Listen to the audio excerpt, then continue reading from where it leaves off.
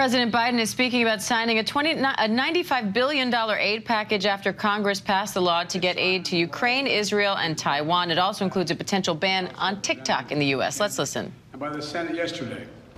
It's going to make America safer. It's going to make the world safer.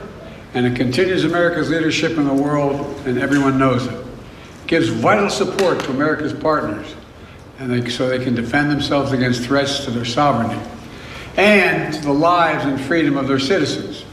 And it's an investment in our own security, because when our allies are stronger, and I want to make this point again and again, when our allies are stronger, we are stronger. I'm grateful to all those in Congress, Democrats, Republicans, Independents, who voted for this bill. It's a path to my desk. It was a difficult path. It should have been easier, and it should have gotten there sooner. But in the end, we did what America always does. We rose to the moment. We came together, and we got it done. Now, we need to move fast, and we are. Over 2 years, Russia has been responsible for a brutal campaign against Ukraine. They've killed tens of thousands of Ukrainians, bombed hospitals, deliberately picked them out, bombed hospitals, kindergartens, grain silos, tried to plunge Ukraine into a cold and dark winter by striking their power grid. Ukrainians have fought back, defending their country and their families with extraordinary courage.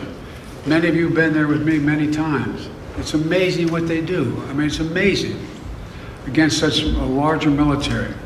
Ukraine has regained over half the territory that Russia took from them in this invasion. And they won important victories against Russia's Navy. But make no mistake about it, they're a fighting force with the will and the skill to win. The will and the skill to win.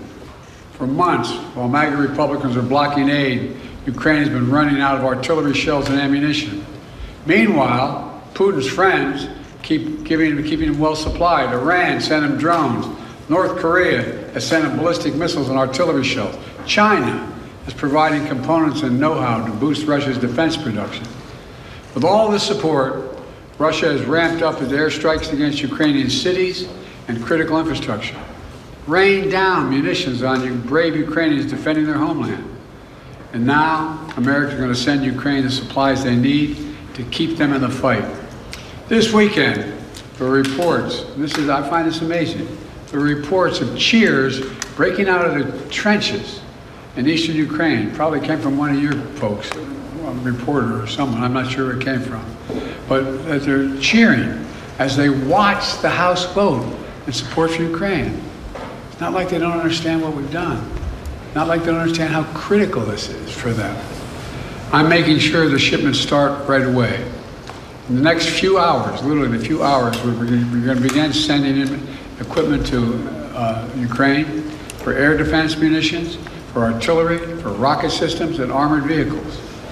You know, this package is literally an investment, not only in Ukraine's security, but in Europe's security, in our own security. We're sending Ukraine equipment from our own stockpiles. Then we'll replenish those stockpiles with new products made by American companies here in America. Patriot missiles made in Arizona, Javelins made in Alabama, artillery shells made in Ohio, Pennsylvania, and Texas. In other words, we're helping Ukraine while at the same time investing in our own industrial base, strengthening our own national security, supporting jobs in nearly 40 states all across America. You know, the United States is not acting alone, to state the obvious. Our allies in Europe and around the world, who've constantly been asking me, are we going to step up? We're not going to walk away, are we? How many, and some of you have been in these international meetings with me, they're very concerned. Had we failed to step up, Lord only knows what would happen to the cohesion in NATO. They're also sending significant help to Ukraine. We're all standing together against this brutal dictator. As I've argued for months, this is directly in the United States' national security interest. If Putin triumphs in Ukraine, the next move of Russian forces could very well be a direct attack on a NATO ally.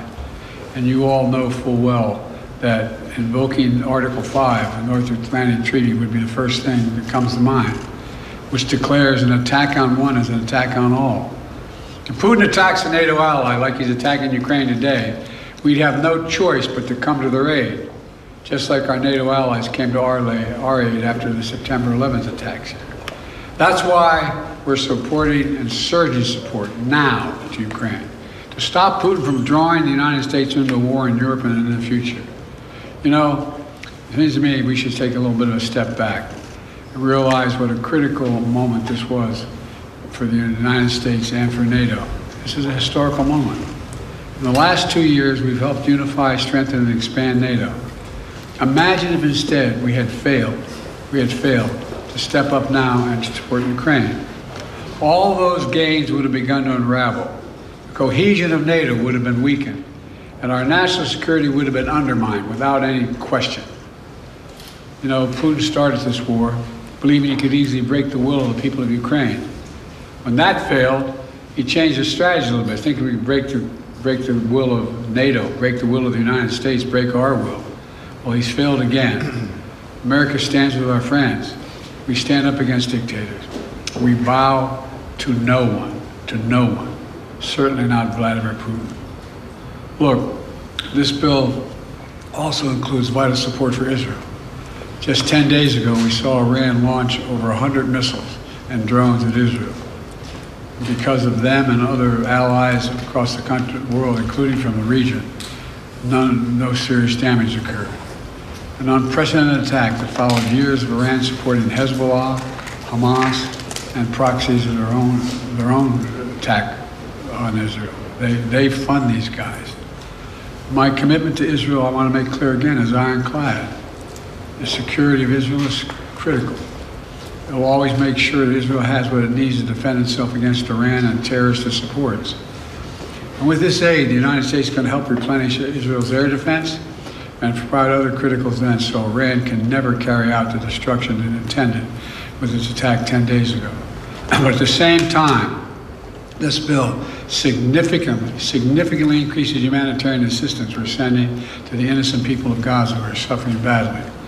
They're suffering the consequences of this war that Hamas started. And we've been working intently for months to get as much aid to Gaza as possible. This bill includes $1 billion for additional humanitarian aid in Gaza. We're going to immediately secure that aid and surge it, including food, medical supplies, clean water. And Israel must make sure all this aid reaches the Palestinians in Gaza without delay. And everything we do is guided by the ultimate goal of bringing these hostages home, securing a ceasefire, and setting the conditions for an enduring peace. You know, there's more that this bill does, as you all know, the press here, including providing for support to strengthen even further our allies and partners in the Indo-Pacific region, as well as humanitarian aid to places including Haiti, Sudan, and Somalia. But there's one thing this bill does not do: border security. You know, just this year I proposed and negotiated and agreed to the strongest border security bill this country has ever seen. It was bipartisan. It should have been included in this bill. And I'm determined to get it done for the American people. But I'll come back to that at another moment, another time. This is a reminder of what America can do when we come together, despite our differences. I want to thank everyone in Congress who made it possible, especially the bipartisan leadership. Speaker of the House, Mike Johnson, Leader Jeffries, Leaders Schumer, McConnell. They don't always agree, but when it matters most, they stepped up and did the right thing. And I mean this sincerely. History will remember this time. History will remember this moment. For all the talk about how dysfunctional things are in Washington, when you look over the past 3 years, we see that time and again on the critical issues, we've actually come together. It hadn't always been easy. But when it's come time to decide to rebuild America, we did it with the bipartisan infrastructure law, which is just underway. When it came time to invest in our semiconductor industry and technologies of the future, we did it with the Chips and Science Act. And when it came time to stand with Ukraine and Israel and help the people of Gaza, we did that as well. At the end of the day, most of us, whether we're Democrats, Republicans, or Independents, believe that America must stand up for what is right. We don't walk away from our allies. We stand with them. We don't let tyrants win. We oppose them. We don't merely watch global events unfold. We shape them. That's what it means to be the indispensable nation That's what it means to be the world's superpower and the world's leading democracy. Some of our MAGA Republican friends reject that vision. But this vote makes it clear there is a bipartisan consensus for that kind of American leadership. That's exactly what we'll continue to deliver. I thank you all very much, and now I'm going off to make a speech at the hotel I'm late for, and I have plenty of time to answer questions on this and other matters. Can I ask a quick one on TikTok? Mr. President, do you have a message for the protesters? That was President Biden giving remarks after signing a $95 billion aid bill to get aid to Ukraine, Israel, and Taiwan. It also includes a potential ban on TikTok in the U.S.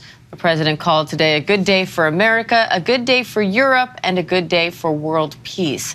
I want to bring in ABC News White House correspondent Karen Travers. Karen, President Biden says when our allies are stronger, we are stronger. So what message is this foreign aid bill sending to the world? Diane, the president there said that this shows that the United States stands up for friends and stands up to dictators. You know, the administration requested this funding back in the fall. It took a long time to get across the finish line, and that came as the United States was urging other countries, European allies, to stand with Ukraine and keep their assistance going, even as it was languishing up on Capitol Hill. So this is a very significant day for the president and the administration to get that funding over there to those countries that need it so critically. $61 billion for Ukraine, and the president said there will be no delay. This is going to start going within hours, $1 billion in military assistance, because the administration can turn to existing stockpiles and start sending military equipment right away to Ukraine. This is going to have an immediate impact on the battlefield, and that's just the first of what will be a significant amount that will be heading over there right away. Diane?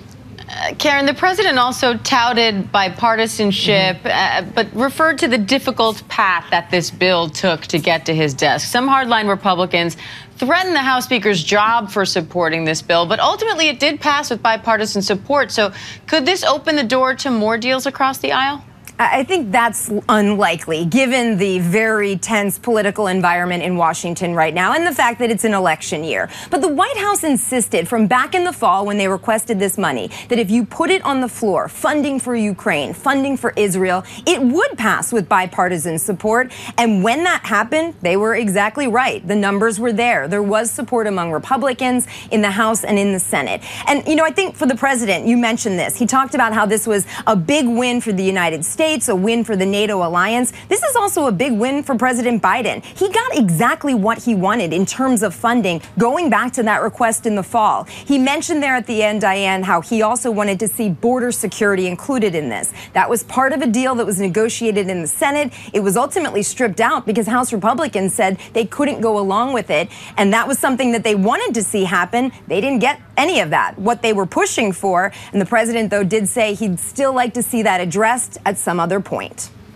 And Karen, we have to talk TikTok because this package also includes an ultimatum for the Chinese parent company ByteDance, essentially saying sell or be banned. So how's the White House talking about that part of this? Yeah, and they're framing this as it's not a ban on TikTok, more of a for sale from the Chinese parent company ByteDance. That they'll have to do that within 9 months. They could get a 3-month extension if a sale is in the works. You know, this was significant how the House did this with the 3 foreign aid bills and then that 4th component being the TikTok bill, packaging it all together and sending it over the House. And the White House said, look, if that's the way we get it, the president will sign it into law because all those other components were so important. Now, notably, TikTok is banned on government devices because of a move by the Biden administration. But Diane, the president's campaign still uses TikTok. All right, White House correspondent Karen Travers, thank you.